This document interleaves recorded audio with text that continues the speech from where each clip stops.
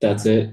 And it, we have so much fun making music that it just became, at a certain point, just became a regular thing that we just started doing. How much music did you guys wind up making? Because obviously it's a very concise record. I believe 11 tracks on From Zero. And I mean, it's 10 songs. Yeah. yeah, So I mean, we made a lot of stuff, and like kind of like we always do. Um, when I I would say say that, Mike never stops making music, and whether it's part of what he does, I think it's you wake up, get coffee, and you do what you do every day, what you enjoy. So, I think immediately after um, we stopped touring and all that, Mike just started writing, and I don't think it's ever stopped.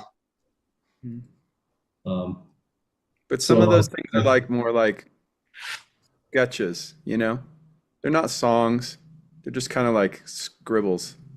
And then other ones just become interesting, and you just know you want to spend more time developing them. And yeah, I think that the 10 that made the record, it was a process of editing down, but they were it takes a lot. I felt like it took a lot of like maturity and um being kind of tough on ourselves to present such a concise, body of work. yeah. You guys have talked about in other interviews the changes, obviously, with the new Linkin Park, maturity being one of them, as Mike just pointed out, and obviously, with Colin and Emily now in the fold, you guys have said how just having members of a different generation have taught you things. They've brought in a different point of view, and I'm curious, Emily, can you think of that some of those different points of views you've been able to bring to the band and just a different viewpoint? Emily, how have you and Colin brought the immaturity back to the band? Exactly. Uh, that's I funny. think I think we've just, we obviously have never been in such big success before, and the way that we worked every day was still like we want to make it. So we just always were every day the work that we put in is just like very, very concise, and how do we, spend our days and everything. I don't know how it changed really. I think it's just like not changed, but like what you're asking and like what brings that. I'm not quite sure that it's something that you could say. I don't know. Is it something, do you guys know? Like, if is it some kind of like, it's just, I don't know. I think it's just being fan of the band and we get along, and there might be a little bit of a gap, with some things that I can't quite, I don't know if there's like a thing, you know? I remember one moment actually that Colin was like we were writing, and we just had like a guitar riff and a drum beat. I think it was really like not very much there to the song yet.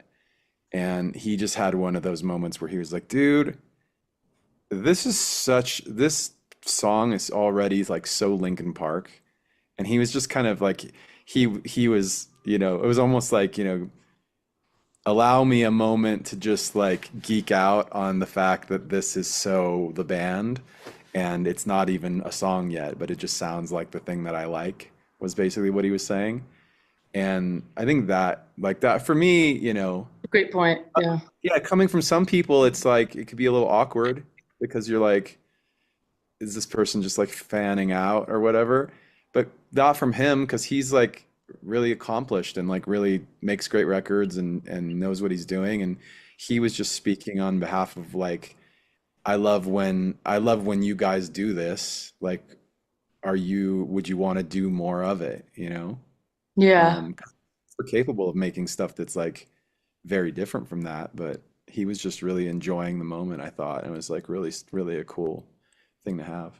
Yeah, because Colin and I, like, we're about the same age, and we listened to Linkin Park, especially Hybrid Theory and Meteora and all that. And it's like we are making our own bands at that point, right? So we're figuring out our sound, and then we do that. And then, I've been in a band for 20 years, and then, have had a lot of experience being in a band, doing the whole thing. And then now I'm coming to a really, really successful band. So it's like there's a little bit of that gap, where it's like you guys really inspired me, but then again, I've had all this experience. So there's still, you see what I mean? Like it's not like we're just like these babies that are coming in and being like, ooh, teach us. It's like, no, we know who we are, but it just happens to be such a great fit, Yeah. And yeah. Well, Emily, is there any sort of compartmentalizing you need to do though, where you take that surrealist like sort of aspect of the job where you are the lead singer of Linkin Park now? And then obviously you have a job to do, so you need to focus on doing your job. Do you have to compartmentalize those two things at all, or is it kind of just more fluid and natural? I mean, just you saying that made me laugh. Just like how did this happen? So of course there's some of that, it's definitely a process, and it's not something that's just like you just fit on in one day, it's getting like I mentioned, being in a band for 20 years before this, so it's like the same but different, it's like I'm doing the same thing but with just different people now, Yeah. So it's just like this, adjustments, and yeah, and it's exciting. And I kind of hope it doesn't ever go away, I kind of like that, there's something very exciting about it. And, just like how you just said it, like you being the singer of Linkin Park, I'm like, what? Oh God, how did that happen? It's like I'm doing it, but then I hear it back. It's still very exciting. Yeah, definitely. And I gotta imagine it's kind of unique because you become the lead singer of Linkin Park so many times, right? For the you become the lead when they make the announcement, when you do the Uh-huh. Billboard cover, right? You have to experience yourself as the lead singer of Linkin Park the first time you see yourself in a press photo, and then Hmm. now you're doing interviews, right? So that's a whole new experience. Now you're gonna go out on tour eventually, So Yeah, it must like come in waves. exactly. Exactly.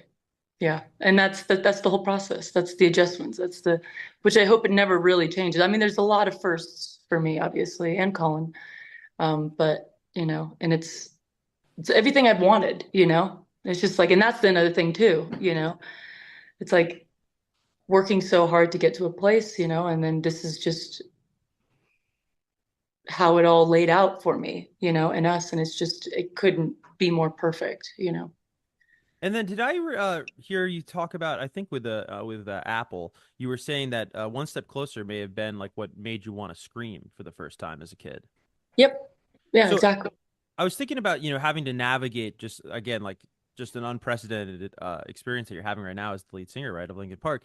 And is your anchor, if you will, to use that phrase, like is that how personal and intimate this band might have been to your own journey, that you kind of find your anchor in that, amid all like just everything you're gonna have to navigate from now on? Sure.